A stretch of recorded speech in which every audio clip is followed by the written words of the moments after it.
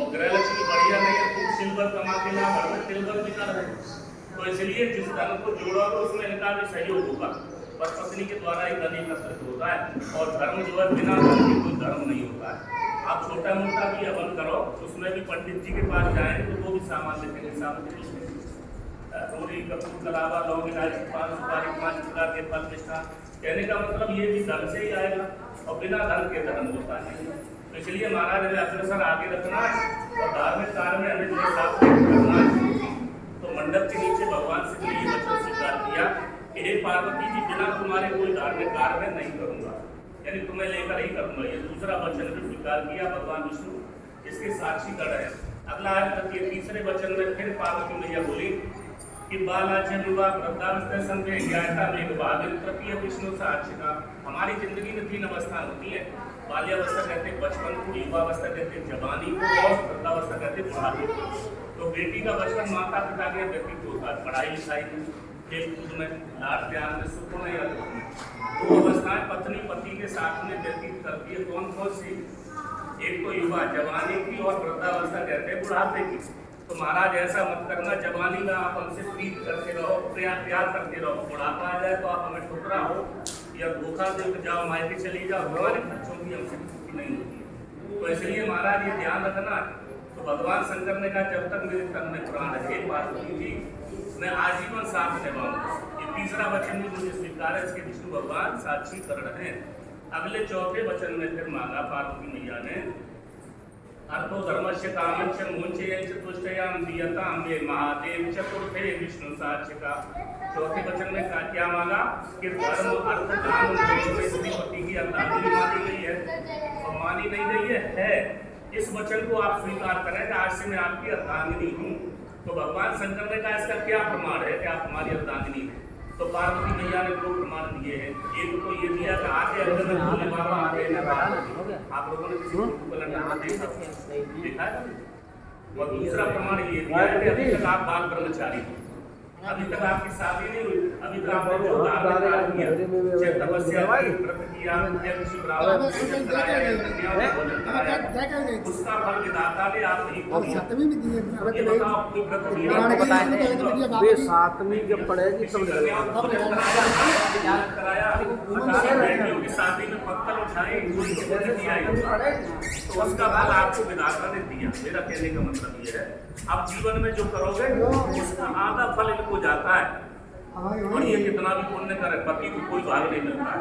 तो 2 प्रमाण दे दिए पार्वती मैया ने शिव जी को। भगवान शिव ने कहा हे पार्वती जी, जब शास्त्रों ने वेदों ने स्वीकार किया है तो आज से मैं भी तुम्हें अपनी अर्धांगिनी स्वीकार करता हूँ।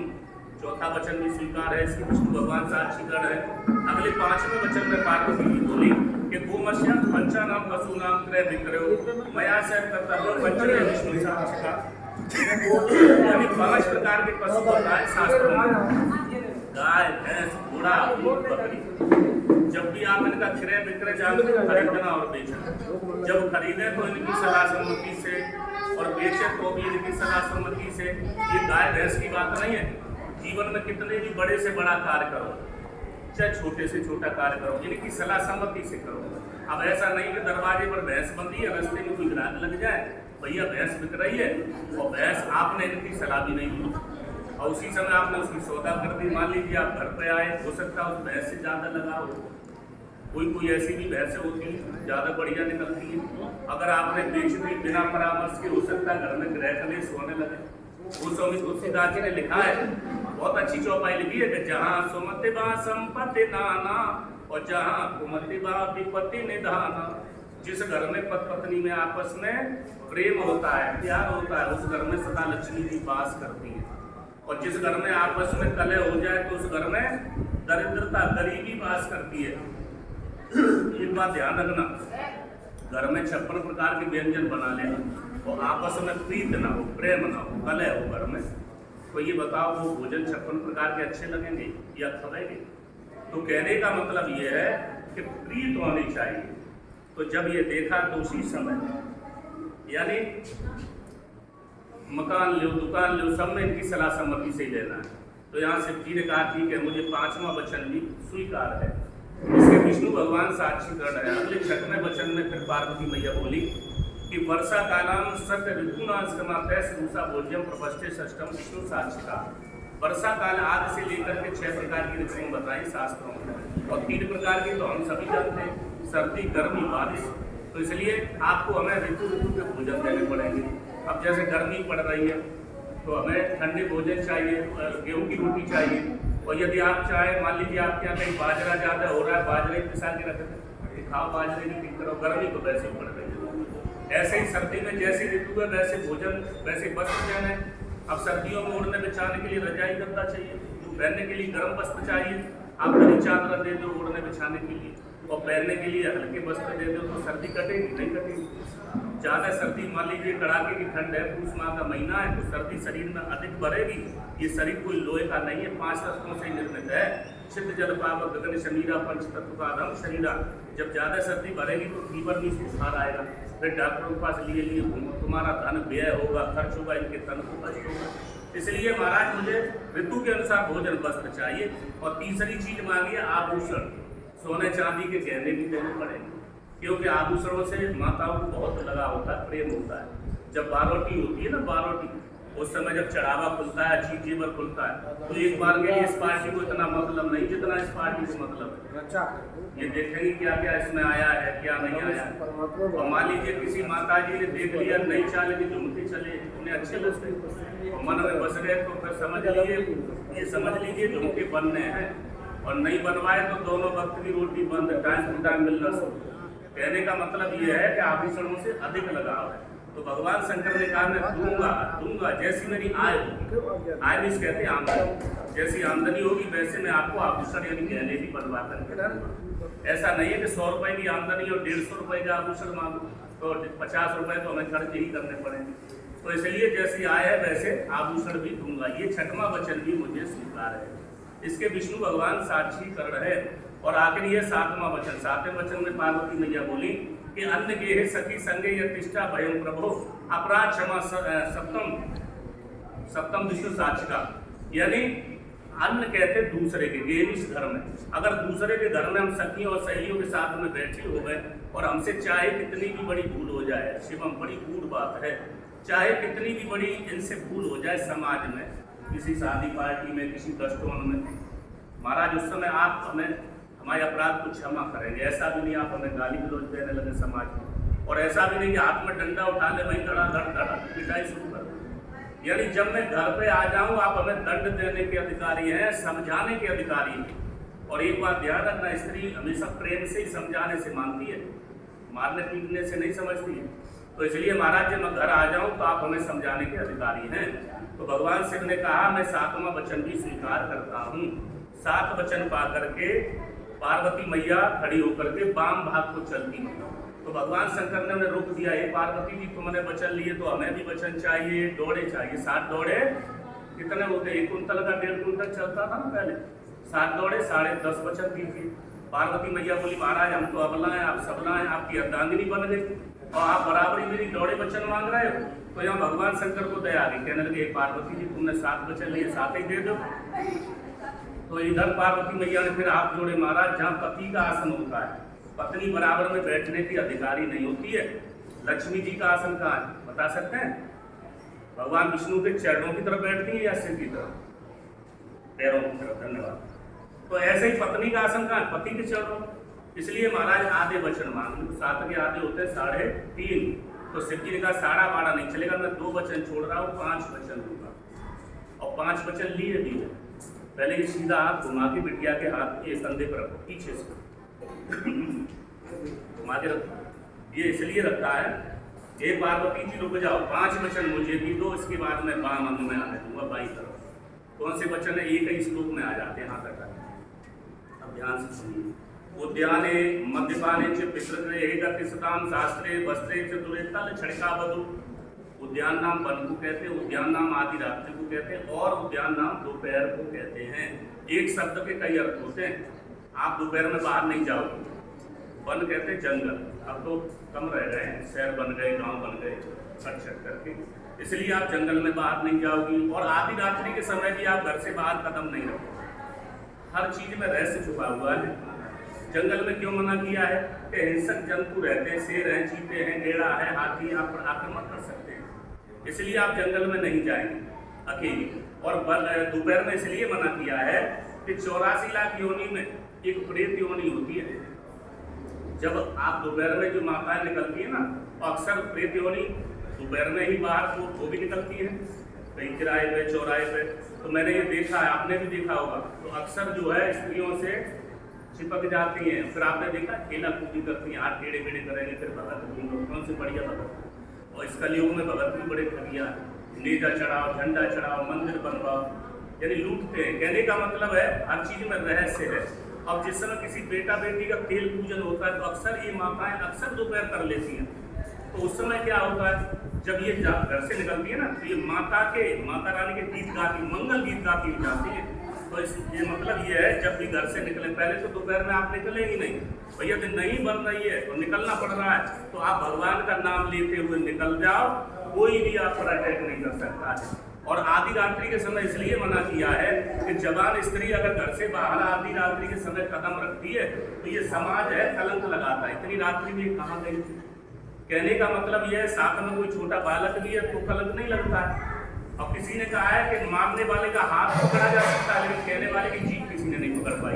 अगर सामने नहीं तो पीठ के पीछे निंदा करेगा, इतनी रात्रि में वो फलाने की स्त्री कहाँ गई थी। तो इसीलिए मना किया है, क्योंकि जिस समय अशोक वाटिका में सीता जी बैठी हैं और रावण बार बार कहता है कि सीते मुझे पति रूप में वरण करो, तो सीता जी ने देखा उत्तर तो देना ही है, कैसे दूं? तो उन्होंने तिनका तोड़ लिया और तिनके की ओट ले ली, ओट कहते हैं आड़ ले ली। गोस्वामी तुलसी बाबा ने लिखा भी है कि तृणधर ओट कहत देही और सुमिरे अबद पद परम स्नेही, यानी उसे भाई बना लिया, भाई की ओट लेकर के बात कर रही है, रावण से उत्तर दे रही है। क्योंकि उन्होंने देखा ना हमारे जनकपुर मायके का कोई है और न ससुराल अयोध्या का कोई है, लेकिन उत्तर तो देना ही है। तो इस चौपाई से हमारी माताओं को ये शिक्षा मिलती है। अभी ज्यादा वर्ष नहीं हुई है, 6700 वर्ष पूर्व की बात है, पहले की, जब द्वापर युग चल रहा था ना, तो वहाँ यशोदा मैया एक हाथ का घूंघट लगाती थी, और जब ससुर बहू को लिवाने जाता था तो बहू को छिप छिप करके देखता था। मान लीजिए मैंने गिरोल में बहू कहीं खड़ी कर दी और बहू इधर उधर चली गई, तो कैसे पहचानेंगे कि हमारी ये पुत्र बधू है, बेटे की बहू है? तो इसलिए छिप छिप करके देखता था। लेकिन अब ये सब प्रथा बंद हो गई। क्यों? अब छुप के देखने की जरूरत नहीं है। शादी होने तो पहनावा बदल गए, उल्टे पल्ले की साड़ी, अब विचित्र पहनावा है, और कहीं मुंह भट्टा जैसा खुला दे, चलो वो भी ठीक है। और जब से ये जयमाला चली है ना, इसने तो सत्यानाश कर दिया। ये जयमाला नहीं है, ये बरमाला है, बरमाला। राम जी की जयमाला पड़ी थी, क्यों? उन्होंने धनुष तोड़ा था, और लड़के ने कौन सा धनुष तोड़ा? एक भैंस का बच्चा नहीं तोड़ पाए। कहने का मतलब ये है, वो थी जयमाला, जयश्री की माला। अब ये बरमाला है, बारवटी हुई और लड़के को स्टेज पे भेज दिया, तो ये है बरमाला। तो कहने का मतलब इसमें तो सभी आते, बुजुर्ग भी आते, रिश्तेदार, बाराती, सब गांव के आते। और जब बेटी उस समय मुंह खोल के ही तो जयमाला पड़ती है। अब इसके बाद में ये कहो कि संस्कार नहीं है, किसी पर्दा नहीं करती, तो फिर कैसे करेगा? वैसे शर्म आंखों में होती है, ये ध्यान रखना, पर्दे से कुछ नहीं होता। तो यहाँ पर जब देखा तो पार्वती मैया बोली, महाराज हमें यहाँ संशय है। संशय क्या है? आप कह रहे दोपहर में ना निकले, जंगल में ना निकले, आधी रात्रि के समय ना निकले, लेकिन आधी रात्रि का समय है, अचानक घर में कहीं चोर बदमाश घुसा है, या मान लीजिए घर में अग्नि लग जाए, भगवान न करे किसी घर में ना लगे, और यदि लग जाए तो हम जल करके क्या रात का ढेर हो जाए? तो यहाँ शिव जी ने कहा ना, मैंने ऐसा भी नहीं कहा। मेरा मतलब ये है कि आपत्ति काले मर्यादा नास्ति, उस समय प्राण बचाने के लिए आप निकल जाओ, लेकिन बार बार नहीं निकलना चाहिए। पार्वती मैया ने कहा, महाराज मुझे स्वीकार है, मैंने पहला वचन दिया। दूसरे वचन में फिर ये कहा, मदान तरुण पुरुष, मद कहते हैं शराब को, तरुण कहते हैं जवान आदमी। अगर जवान आदमी कोई शराबी शराब पी करके जा रहा है तो जवान स्त्री को उसके सामने होकर के नहीं गुजरना चाहिए, क्योंकि न जाने शराब के नशे में क्या बड़बड़ा दे, अपमान कर दे। और लिखा है शास्त्रों में, मुंह से निकली गोली और बंदूक से निकली गोली ये वापस नहीं होते।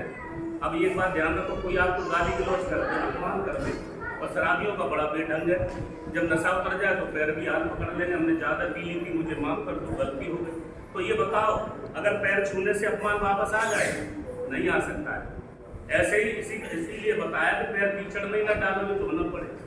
भले ही इनके कोई मित्र आ जाए, वो शराबी है, अगर आप ये धर्म करना ही है, उन्होंने कहा ये बताओ फलाने से है, तो आपका धर्म ये है, ना उनके लिए चारपाई डालेंगे, ना उनको बैठाएंगे, ना चाय बनाएंगे, ना उन्हें कुछ कॉफी पिलाएंगे। यानी जब आ जाए तो आप मिलना। क्यों?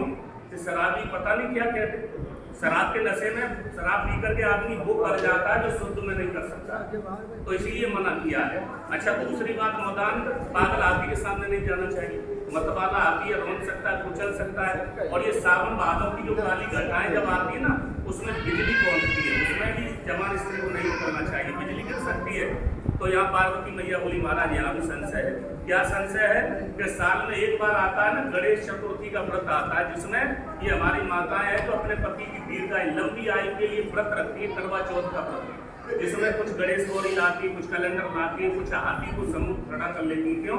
हाथी के भी सूंड है, गणेश भगवान के भी सूंड है, सम्मुख कहते सामने खड़ा करके तिलक करती है। उस समय हम क्या करें?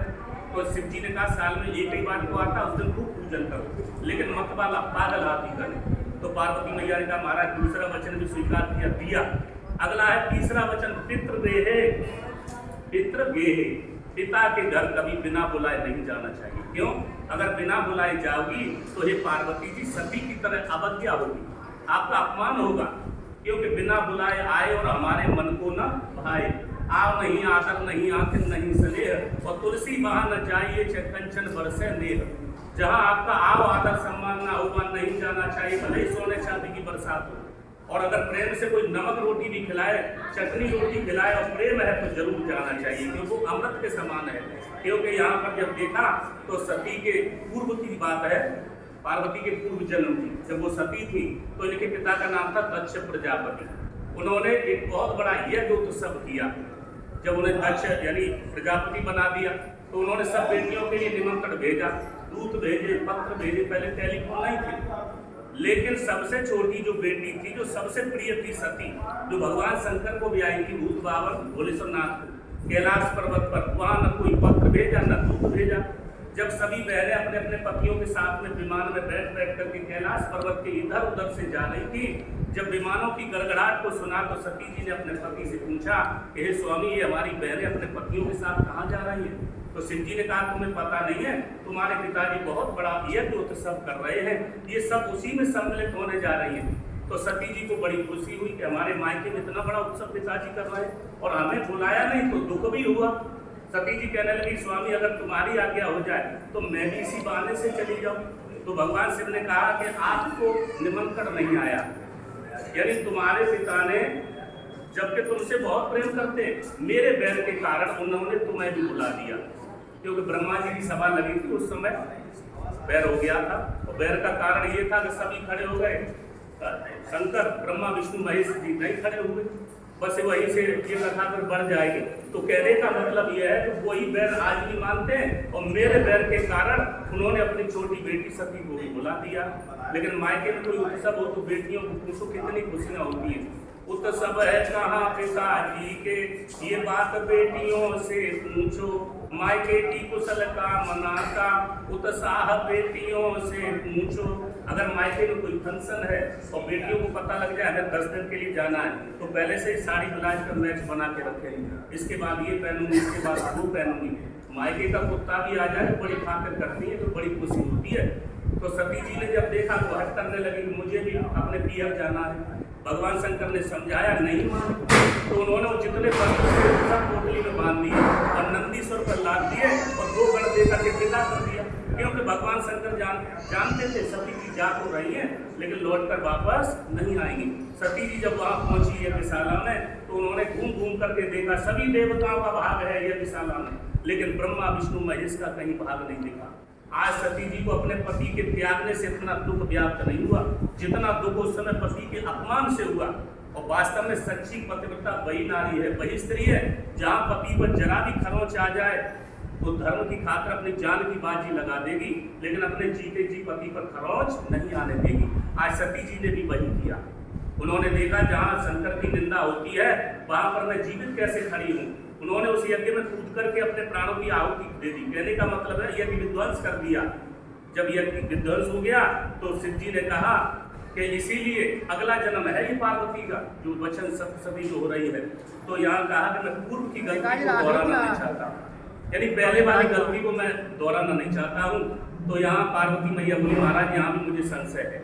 जिस समय भाई के लड़का होता है और बहन को पता चलता है, सुनकर के बड़ा खुश होती है, बच्चे के लिए टूपी कुर्ता खड़ुआ चांदी की आय और ले जाती है जिसकी जैसी श्रद्धा है। और उसके बाद में त्योहार आता है रक्षाबंधन, सावन के महीने में आने वाला है, तो बहन अपने भाई की कलाई पर राखी बांधने जाती है। उस समय हम जाएं या न जाएं। और तीसरा त्योहार आता है भैया दूज, दीपावली पे कार्तिक में बहन अपने भाई को भैया दूज खिलाने जाती है। जितने भैया उतने किलो मिठाई है, उतने गरी की फूले ले जाती है। महाराज उस समय हम जाएं या न जाएं। तो भगवान शंकर ने कहा अगर भाई बहन में आपस में दिल मिलते हैं, प्रेम है, तो एक बार के लिए बिना बुलाए भी चली जाओगी तो तुम्हारा अपमान नहीं होगा। और आपस में दिल ना मिले, प्रेम ना हो, तो मायके में जाना बहुत बड़ी बात है। मायके की तरफ पैर करके सोना भी वर्जित है। क्षमा करना, मैं नहीं कह रहा ना आप सोचे पंडित जी मायका छुड़ाने आए, ये शास्त्र की बात है, बतानी पड़ती है। तो यहाँ ये वचन भी स्वीकार किया। अगला है चौथा वचन है शास्त्रे, पितृवे शास्त्रे, यानी दूसरे के पति कितने भी शास्त्र के कहते हैं विद्वान क्यों ना हो, कितने भी सुंदर क्यों ना हो, और अपना पति जैसा भी माता पिता ने भाई ने वर्ण कर दिया, ढूंढ दिया, पत्नी के लिए पति ही परमेश्वर बताया। पत्नी कुछ न करे, पति की सेवा में लगी रहे, उसी से आप उसका उद्धार हो जाता है, उसके पंच तत्व जो शरीर है उसका उद्धार होता है। अब ऐसा भी नहीं है कि पत्नी सुबह शाम आरती करे, आप हारे थके आए, पंखा डुलाए, समय समय पर भोजन दें, और पति शाम को ठेका पे जाए और फिर वहाँ क्वार्टर लगाएं, घर आए, फिर लाठी डंडा उठाएं और धड़ाधड़ पिटाई शुरू करें। अगर ऐसा करोगे तो इनका भी रूप कम नहीं, ये भी कालिका बन जाएंगे, इनके हाथ में भी कुकर बेलन चिमटा कुछ मिलेगा। कहने का मतलब आपका रूप विष्णु का है तो इनका है लक्ष्मी का। अपने अपने धर्म पर दृढ़ रहना चाहिए, यानी दूसरे के पति कितने भी सुंदर हो, अपने पति की सुंदरता की प्रशंसा करें। तो पार्वती मैया बोली महाराज यहाँ भी मुझे संशय है। जिस समय व्यास गद्दी पर बैठ करके पंडित जी कथा भागवत कहते हैं, उस समय जितने श्रोतागण सुनने वाले हैं पंडित जी की सुंदरता और उनकी कथा भागवत की सुंदरता की खूब प्रशंसा करते हैं कि पंडित जी कथा भी अच्छी कह रहे हैं और पंडित जी भी सुंदर है। महाराज उस समय हम क्या करें? तो भगवान शंकर ने कहा जब तक पंडित जी व्यास गद्दी पर विराजमान है तब तक वो किसकी कथा कहते हैं? हर चर्चा है, भगवान की कथा कहते हैं। और उनका रूप क्या है? व्यास भगवान का है। तब तक उनकी सुंदरता की खूब प्रशंसा करो, और जब आरती हो जाए, पंडित जी व्यास गद्दी के नीचे आ जाएं, तो अपने पति की सुंदरता की प्रशंसा करनी चाहिए। आखिरी वचन है पांचवा, शास्त्रे वस्त्रे, दूसरे के पति कितने भी सुंदर वस्त्र कपड़े क्यों न पहने हों, और अपने पति के पास में भले फटा पुराना वस्त्र है फिर भी अपने पति के ही वस्त्रों की सुंदरता की प्रशंसा करें। ऐसा नहीं कि उनका उपहास हो रहा है कि आप ये मैले कुचैले वस्त्र फटे हुए पहने हो, सामने वाले देखो कोट पैंट टाई में है, शेरवानी में है। तो यहाँ बात आती है आय में आमदनी, जिसकी जैसी आमदनी होती है वैसा खर्च करता है, वैसा पहनता है, वैसा बनवाता है। किसी की बराबरी नहीं हो सकती है कि और बराबरी करनी भी नहीं चाहिए। किसी के नसीब में आती है और किसी के में गधा भी नहीं, और जिन्होंने बराबरी की वो बर्बाद हो गए। तो यहाँ पार्वती मैया बोली महाराज मुझे यहाँ भी संशय है। हर वचन में संशय मतलब शंका पैदा की है। यहाँ भी संशय है। क्या संशय है कि जिस समय दूल्हा दूसरे नगर में ब्याहने जाता है, जब शादी होने जाती है, निकरोसी होती, तो पहले से ही ऑर्डर दे करती है, वस्त्र सिलवाए जाते हैं। अब तो बने हुए आने लगे शेरवानी, पहले कोट पैंट या पैंट शर्ट सिलवाए जाते थे। फलानी तारीख को मेरी निकरोसी होगी, कल आपको निकरोसी हुई, और जब वरना दूल्हा मोर मुकुट बांध करके जिस नगर में जाता है, मान लीजिए आप दीपनगर से आप लोग आए, इनका आगमन हुआ गिरोह गेस्ट हाउस में, तो माताओं ने, बहनों ने, बच्चों ने, बुजुर्गों ने, सबने देखा। और जब दरवाजा बैंड बज के आता है ना, तो ये पार्टी तो सब काम छोड़ देती है और दौड़ के जाती, चलो वरना देखें दूल्हा कैसा है, जैसी बेटी है वैसा वरना है कि नहीं है। और जब देखते हैं तो बड़ी प्रसन्न होती है कि जैसी बिटिया है वैसा वरना भी, दूल्हा भी अच्छा है, सुंदर है। तो महाराज कपड़े भी सुंदर लग रहे हैं, उस समय क्या करें? तो भगवान शंकर ने कहा जब तक दूल्हे के सिर पर ये मोहर मुकुट बंधा है तब तक भगवान विष्णु का अंश है, और जब तक ये मोहरी बंधी है तब तक बिटिया के लक्ष्मी का अंश है। अभी आपका रूप है लक्ष्मी और विष्णु भगवान का। तब तक खूब सुंदरता की प्रशंसा करो, और जब विवाह संस्कार हो जाए, सुमंगली वचन कंप्लीट हो जाए, मोहर उतर जाए, तो अपने पति के ही वस्त्रों की सुंदरता की प्रशंसा करनी चाहिए। 5 हो गए। इसके साथ एक विशेष वचन है, बहुत महत्वपूर्ण, ये इसमें नहीं लिखा है। वो क्या वचन है? वो ये वचन है, पार्वती मैया जब उठ करके खड़ी हुई तो कहने लगी महाराज एक वचन बहुत महत्वपूर्ण है, इसी वचन से गृहस्थी में आग लग जाती है और इसी से गृहस्थी बढ़िया कट जाती है। क्या वचन मांगा? कि आज से पहले कुछ भी हुआ हो, लेकिन आज के बाद में, यानी जितनी जवान बेटियां हैं आप उन्हें बहनों की दृष्टि से देखेंगे, भाव दृष्टि से, और जो छोटी छोटी बच्चियां उन्हें बेटियों की भाव दृष्टि से देखेंगे, और जो बड़ी है चाची, ताई या जो भी लगती है माँ की दृष्टि से देखेंगे। पत्नी का भाव केवल हमारे लिए ही होना चाहिए। तो यही भगवान शंकर ने कहा हे पार्वती जी, मैं तुम्हारे वचन से बड़ा प्रसन्न हूँ, लेकिन तुम्हें भी यही मानना है, जो जवान लड़के हैं वो भाइयों की भाव दृष्टि से, और जो छोटे हैं उन्हें बच्चों की दृष्टि से, और जो चाचा ताऊ पिता के बोल रहे हैं वो पिता के भाव से देखना है। तो जब ये देखा तो दोनों ने वचन स्वीकार किए। 7 वचन तो लिए थे पार्वती मैया ने शिव जी से, यानी कन्या ने वर से लिए, और 5 वचन शिव जी ने लिए पार्वती से। अभी आपने वर ने कन्या से लिए। अब आपने देखा कोई केस लग जाए तो 2 गवाह चाहिए मजबूत, क्योंकि गवाह अगर कमजोर तो केस भी कमजोर। और अब तो फर्दे लगती हैं, आधार कार्ड लगते हैं, सब लोग गवाह है। बताएंगे पंडित जी ने आचार्य जी ने वचन दिए, आप लोगों ने सुने, लेकिन कुछ देर बाद ये रिश्तेदार भी चले जाएंगे, व्यवहारी भी चले जाएंगे। अब सबसे बड़े गवाह कौन है? शिव पार्वती के विवाह तो विष्णु भगवान बने। अब आपके विवाह में ये अग्नि भगवान है, ये जन्म से लेकर मरणोपरांत साथ निभाते हैं। तो आप हाथ निकालो, इनको गवाह बनाओ, साक्षी बनाओ, दोनों हाथ ऐसे निकालो, आगे बढ़िए और हमारे साथ में बोलो कि हम आगे बढ़ो, अग्नि के ऊपर हाथ करो, ऐसे हाथ कर लो शिवम, और हमारे साथ बोलो कि हम अग्नि को साक्षी करके, सूर्य भगवान को साक्षी करके कह रहे हैं, बोलिए साथ में बोलना पड़ेगा, कह रही हूँ कि अपने अपने वचनों को ठीक ढंग से निभाएंगे या पालन करेंगे। 3 बार बोलो, ये वचन हमें स्वीकार है। फिर बोलो, बिटिया सुनाई नहीं दिया, एक बार वो जोर से बोलो, धन्यवाद। अब आप लोग हाथ हटा लो, अगर वचन मानोगे तो इस बात का दावा है, ना स्टाम्प लाओ, मैं